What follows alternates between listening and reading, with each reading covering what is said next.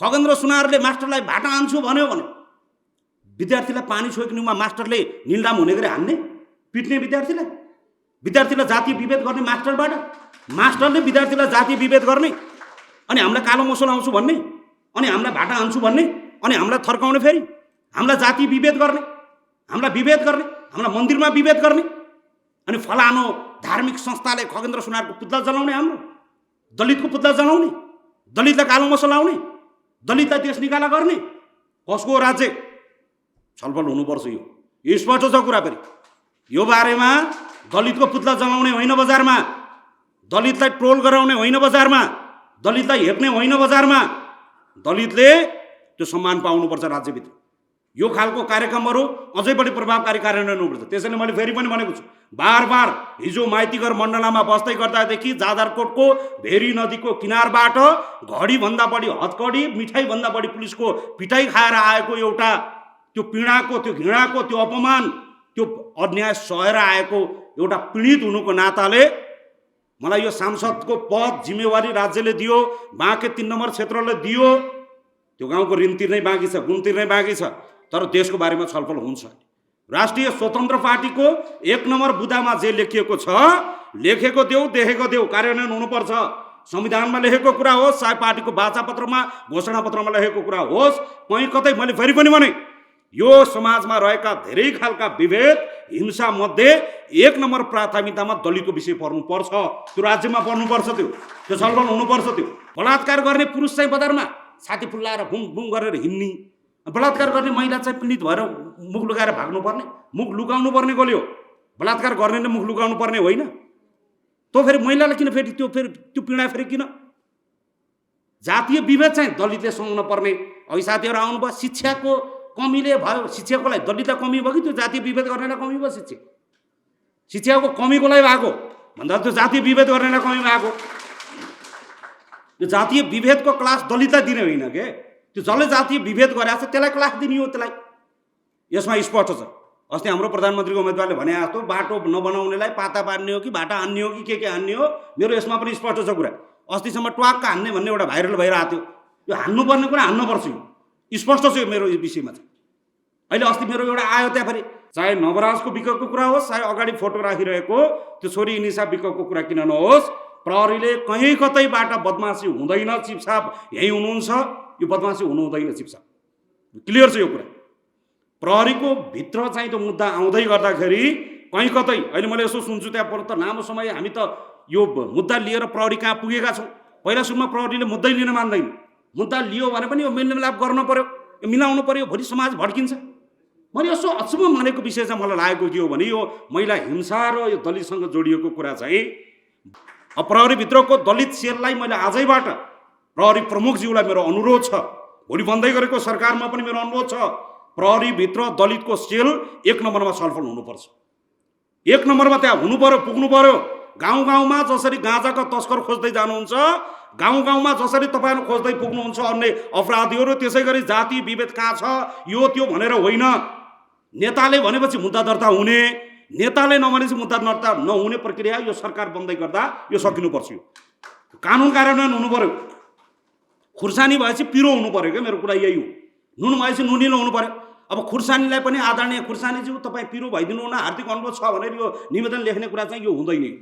खुर्सानी भएपछि पिरो हुनु पर्यो, ट्याक्कै लागिहाल्नु पर्यो। त्यो कानुन भएपछि कार्यान्वयन हुनु पर्यो। फेरि घाँटीमा सुन लगाएपछि यहाँ एरो देखाउनु पर्छ र यो सुन हो भनेर लेख्न पर्छ र सुन लगाएपछि टल्किनु पर्यो, हिरा लगाएपछि टल्किनु पर्यो। कानुन भएपछि कार्यान्वयन हुनु पर्यो।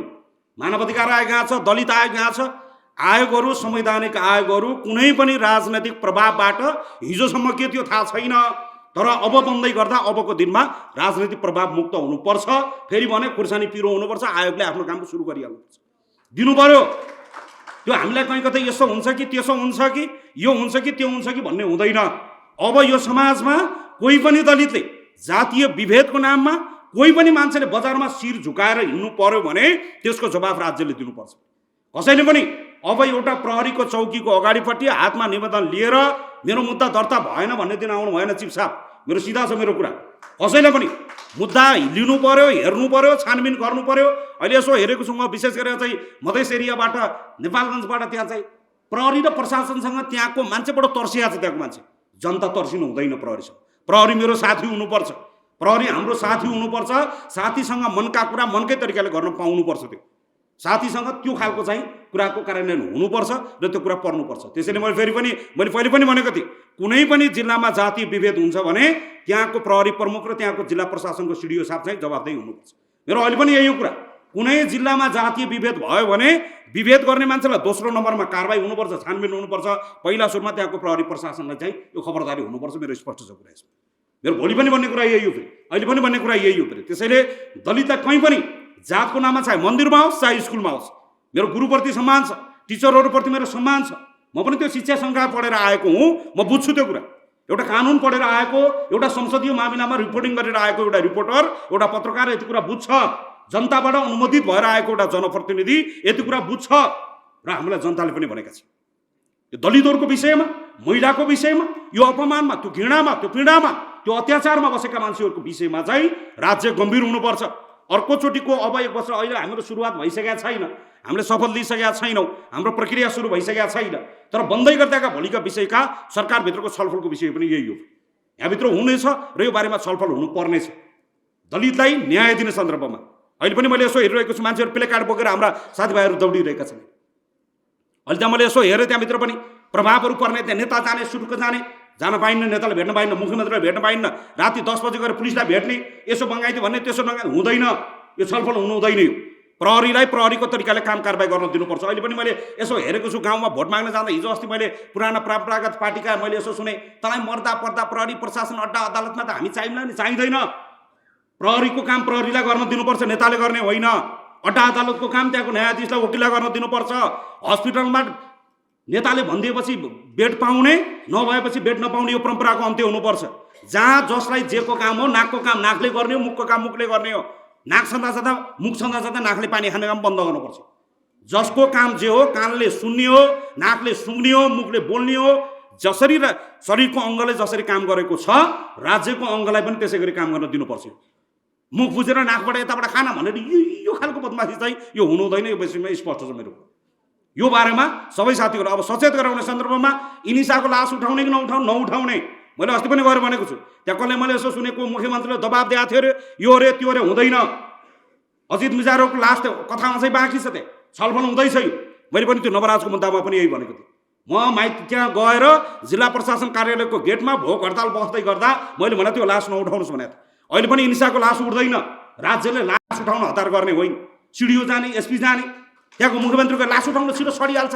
आत्माले शान्ति पाउन्न भने यस्ता बक्कमफुच्चे कुरा गर्ने। जिउँदो मान्छेको आत्मा भड्किरहेछ, मरेको मान्छेको आत्माले शान्ति पाउन्न भनेर यस्ता बक्कमफुच्चे कुरा गरेर चाहिँ जनतालाई फेरि अनुमान पार्ने, यो गर्नु हुँदैन। यो कतैबाट पनि मैले अहिलेसम्म यसो हेरेको छु, प्रायः गरी सिडिओ र प्रहरी प्रमुखहरू जानेर लास उठाइहाल्नु पऱ्यो। छिटो हजुर छिटो उठाए त कन्सुनरको कुरा नसुन्नुहोस् भनेर चाहिँ मान्छे भन्ने भड्काइरहेको मैले अहिलेसम्म पहिला पनि एक्साइजमा मैले थाहा पाएको छु। यो हुनु हुँदैन।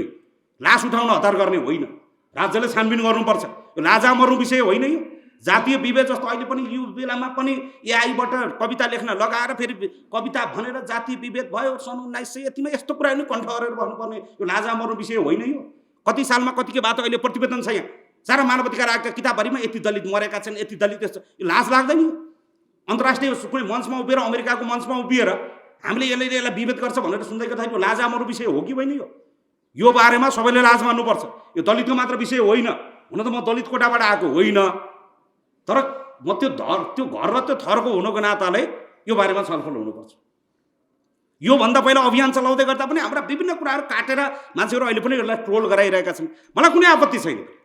हामी लडेरै आएको, हामी भिडेरै आएको, यसमा कुनै पनि आपत्ति छैन। अहिले यसो सुनेको छु, तर म मात्रै आजसम्म एउटा यस्तो आन्दोलनकारी हो जसले धर्म बचाउनु पर्छ भनेर टुप्पी पालेका मान्छेले बानेश्वरमा प्रहरीलाई ढुङ्गा हानेको भिडियो भाइरल हुँदै गर्दा, आफूमाथि अन्याय हुँदै गर्दा बहिनीको बलात्कार र भाइको हत्या, बाबुआमामाथिको बर्बर अन्याय सहन नसकेर हातखुट्टामा नेल लगाएर माइतीघर मण्डलमा उभिएको एउटा आन्दोलनकारी हुँदै गर्दा पनि तपाईँले कहीँ कतै अहिलेसम्म प्रहरीलाई एउटा ढुङ्गा हानेको भिडियो देख्नुहुन्न। अहिले हामीले गरेका छैनौँ, हामीले हानेका छैनौँ। कोही गैर दलितको घरमा गएर एक ढुङ्गा हानेको भिडियो छैन। कहीँ कतै पनि नीतिगत रूपमा, विधिगत रूपमा, नियतगत रूपमा भएका बदमासीका विरुद्धमा हामीले आवाज उठायौँ, तर कसैमाथि हामीले समाज भड्काउने काम गरेका छैनौँ। मान्छेले हामीलाई भन्छ फेरि भन्ने आरोपहरू लगाउँछ। हामीले कहीँ कतै बदमासी गरेका छैन। अहिले पनि के हो, हामी गैर दलितको विरोधी हो होइन, हामी गैर दलितसँग हातेमालो गर्न चाहन्छौँ। यो समाज हामी मिलाउन चाहन्छौँ, सामाजिक सद्भाव हामी भड्काउन चाहँदैनौँ। हामी यो समाज मिलाउनु पर्नेछ। त्यो मिलाउने दायित्व कसको? त्यो समाजले हामीलाई दिएको छ, तपाईँले हामीलाई दिनुभएको छ। हामीले यो समाज मिलाउनु पर्छ। तर मिलाउने भन्दै गर्दा यो समाज मिलेर बसेको छ र? सयौँ थुङ्गा फुल कहाँमी एउटै माला नेपाली सार्वभौमै फैलिएका मेची महाकाली छ त?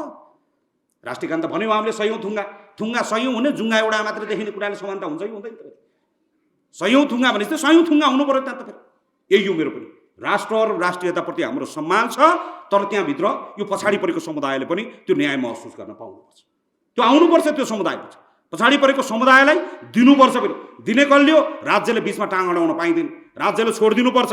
अहिले पनि मैले यहाँ यसो सुनेको छु। मैले अब केही दिनदेखि मैले यो दलित समुदायको उपस्थितिको कुरालाई लिएर अहिले विभिन्न खालका टिका टिप्पणीहरू। एउटा कुरा मेरो दलित समुदायभित्रका विद्वान भनिएका साथीहरूलाई पनि मेरो अनुरोध छ, समुदायभित्र पनि घृणा फैलाउने काम बन्द गर्नुहोस्।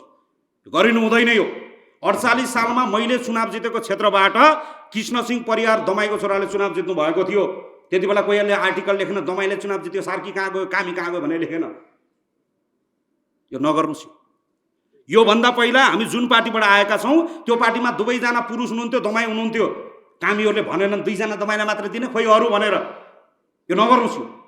अहिले पनि मैले यसो देखिरहेको छु साथीहरू, मधेसको दलित भएन। प्रतिनिधित्वको हिसाबले दलित समुदायभित्र त्यो हुनु पर्थ्यो होला, त्यो हुनु पर्थ्यो, त्यो डेफिनेटली हुनु पर्थ्यो। एउटा जात एउटा मात्रै आउने होइन। कोरोना काठमाडौँमा देखिए पनि त्यही हो, चितवनमा देखिए पनि त्यही हो। रोग एउटै हो भने त्यहाँको कोरोना र यहाँको कोरोना फरक फरक कोरोना भनेर सुई लाउन जरुरी छैन। यो उचाल्ने र पछार्ने काम चाहिँ त्यो गर्नु राम्रो होइन। मैले यसो हेरि पनि रहेको छु साथीहरू, त्यो हुनुपर्छ भने यो भन्दै गर्दा ठिक भयो भने आयो त होइन। यतापट्टि यो समुदाय भएन भन्दै गर्दा सुर्खेतभित्र, सुर्खेत पनि तल तल परेको पनि झुब्रा खोलाबाट सीता बादी नेपालको इतिहासमा पहिलोचोटि बादीको छोरी त सांसद बन्नुभयो त। खोइ त त्यो त छलफल विषय बन्यो त। यो काने खुसी गर्ने विषय होइन, यहाँ आमा लगाउने विषय होइन।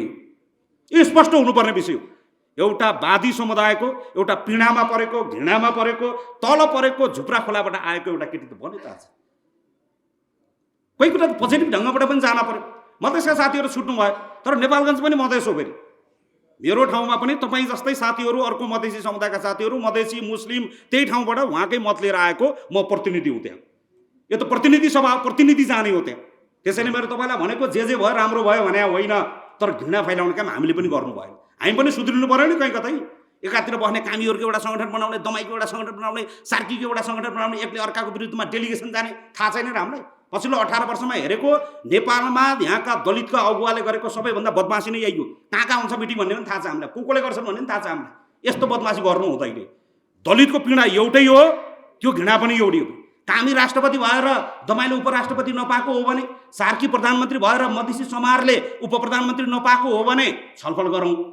त्यो दलित पनि त्यहीँ बसिया छ, अर्को दलित पनि यहीँ बसिया छ। फेरि त्यो दुइटै पीडामा छन्, दुइटैले पानी सुन्न पाएको छैन। तैपनि त्यो ठुलो कि म ठुलो भनेर लडाइँ परिरहेको छ। त्यो ठुलो कि म ठुलो भनेर तानातान गरेर यो नगर्नुहोस्।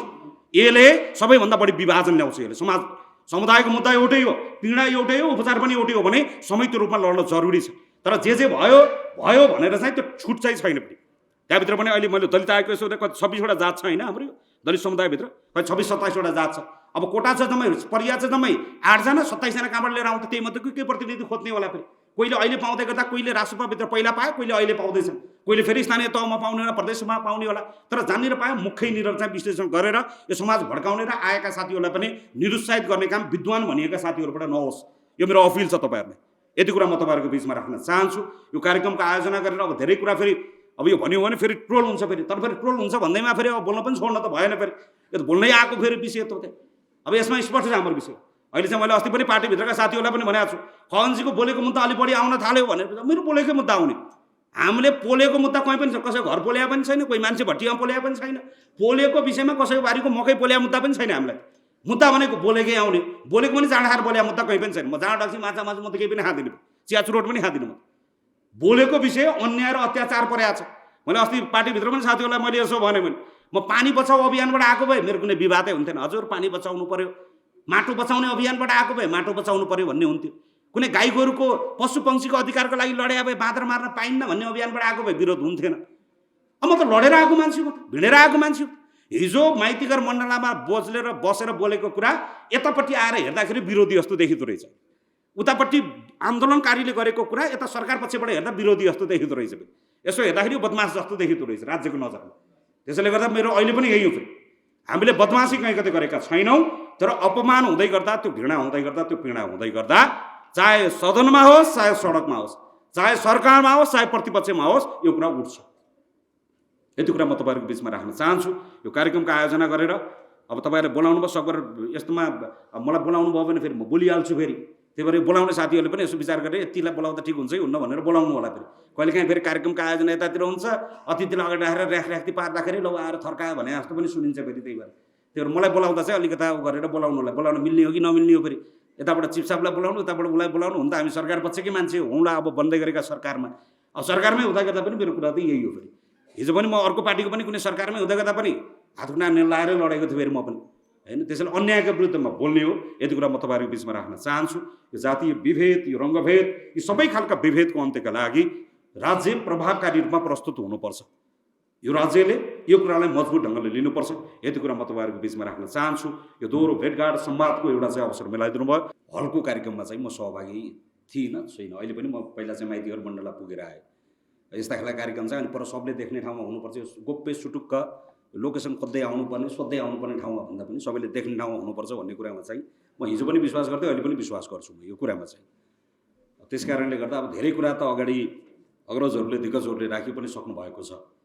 अब अलिकता हाम्रो भूमिका पनि फेरिएको हुनाले केही कुरा समाजले, केही कुरा यो घरले, हाम्रो थरले, हाम्रो परिवारले र यो राष्ट्रले केही कुरा हामीबाट अपेक्षा गरेको छ।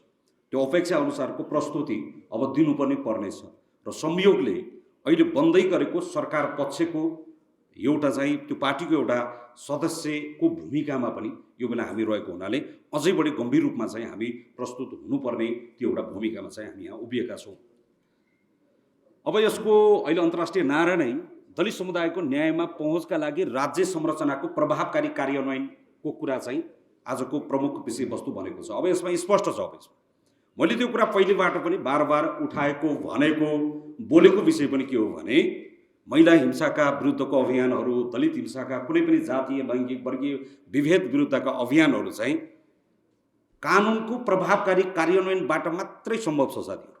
यो कुरामा स्पष्ट हुनुपर्छ। हामी यो अलमल पर्नुपर्ने, ढलमल पर्नुपर्ने, नबुझे जस्तो कतापट्टिबाट समस्याको समाधान के हो भनेर चाहिँ यो गोप्य पुरै विशेष गरी चाहिँ यो चाहिँ गरिरहनु पर्ने आवश्यकता चाहिँ म देख्दिनँ।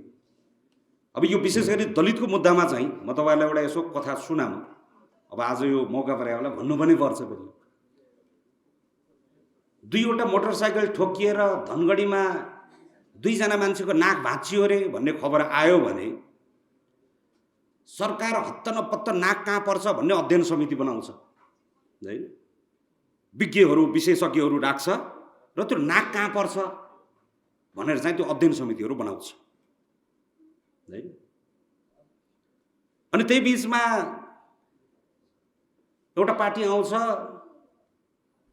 च्याप्प त्यो नाक समाउँछ र भन्छ यो नाक अब तपाईँको नाक होइन, यो नाक अब हाम्रो पार्टीको नाकको कुरा छ। अब नाक तपाईँको अधीनमा रहेन। अब त्यो नाक चाहिँ अब हाम्रो नाक भाँचिएको, तपाईँको नाक भाँचेको होइन। यो काङ्ग्रेसको नाक भाँचियो, एमालेको नाक भाँचियो, माओवादीको नाक भाँचियो, स्वतन्त्र पार्टीको नाक भाँचियो, यो नाक हाम्रो नाक हो। अब यो तपाईँ दलितको मात्र नाक होइन भन्छ र च्याप्प यताबाट समाउँछ। फेरि अर्को अधिकारवादी जान्छ उतापट्टि, यो नाक तपाईँको नाक होइन, यो नाक अब हाम्रो नाकभित्रको, हाम्रो प्रतिबद्धताभित्रको कुरा हो, यो नाक यतापट्टि हाम्रो भन्छ। फेरि अर्कोले च्याप्प नाक समाउँछ। त्यही बिचमा फेरि पछि अध्ययन समितिले प्रतिवेदन बुझाउँदै गर्दाखेरि मुखभन्दा माथिल्लोपट्टि, आँखाभन्दा तलतिरपट्टि दुईवटा भङ परेको त्यो कुरकुरे हड्डीले बनेको त्यो अङ्गलाई चाहिँ नाक भनिन्छ। सबै अङ्ग चाहिँ हड्डीले चाहिँ मजबुत हड्डीले बन्यो शरीरको, तर त्यो कुरकुरे हड्डी राखिदिएको कारणले नाक ठोकेर भाँचियो। यो नाक बनाउने भगवान्लाई कारबाही गर्नुपर्छ भनेर फेरि प्रतिवेदन बुझाउँछ। भगवान्लाई कारबाही गर्नु पऱ्यो नि। यताको चाहिँ बलियो हड्डी राख्ने, नाक जहाँ ठोकिन्छ त्यहाँ चाहिँ सेन्सिटिभ ठाउँमा कमजोर हड्डी राख्ने भनेर फेरि यो नथापा जस्तो गरेर यो नाक कहाँ पर्छ भनेर छलफल गर्न जरुरी छैन। नाक यहीँ पर्छ, विभेद यहीँ छ। जातीय विभेद विरुद्धको अभियान हुन्छ मार्च 21मा।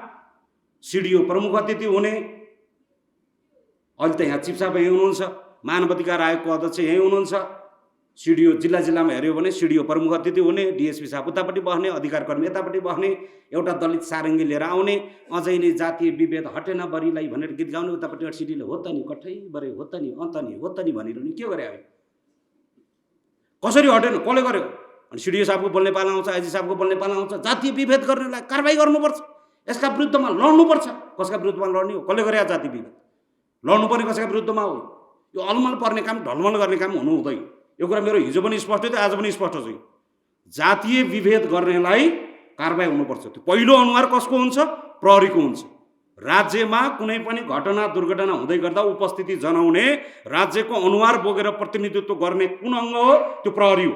प्रहरीले कहीँ कतै अलमल ढलमल दायाँ बायाँ प्रभाव हुनु हुँदैन। यो स्पष्ट छ मेरो कुरा। त्यो हिजो पनि स्पष्ट थियो, आज पनि स्पष्ट छ। अहिले सरकारको पक्षको एउटा पार्टीको एउटा सदस्य हुनुको नाताले पनि यही हो मेरो कुरा।